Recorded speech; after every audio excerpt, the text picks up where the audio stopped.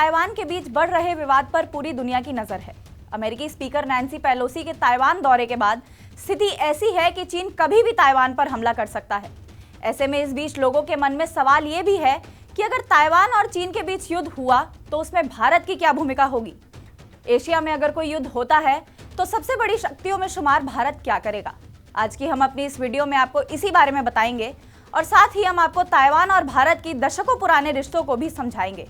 नमस्कार, आप देख रहे हैं TV9 डिजिटल और मैं हूं आपके साथ कृतिका चावला। चीन और ताइवान के बीच जंगी हालात बने हुए हैं, लेकिन अमेरिका की स्पीकर नैन्सी पेलोसी इस मंगलवार को ताइवान के दौरे पर थी।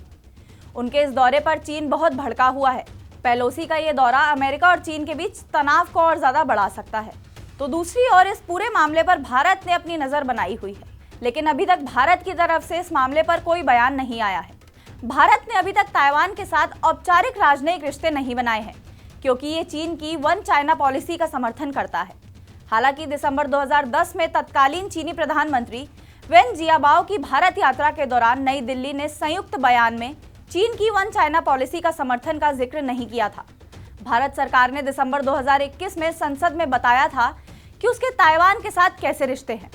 राज्यसभा में एक सवाल के जवाब में विदेश राज्य मंत्री वी मुरलीधरन ने बताया था कि ताइवान पर भारत की नीति स्पष्ट और सुसंगत है और ये व्यवहार निवेश और पर्यटन के क्षेत्रों में बातचीत को बढ़ावा देने पर केंद्रित है।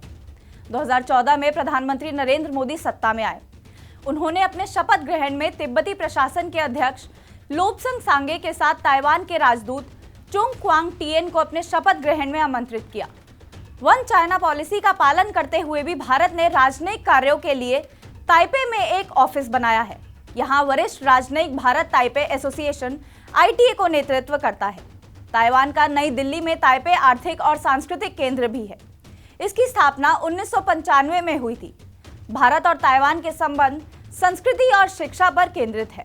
चीन की संवेदनशीलता की वजह से इन्हें अब तक जानबूझकर लो प्रोफाइल रखा गया था।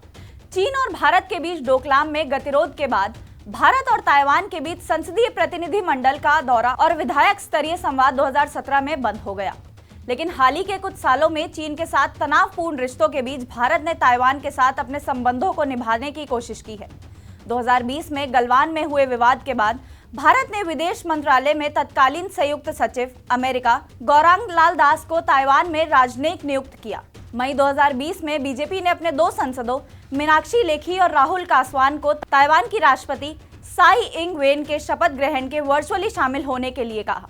अगस्त 2020 में भारत ने ताइवान की पूर्व राष्ट्रपति ली तेंग की मौत पर उन्हें मिस्टर डेमोक्रेसी बताया था।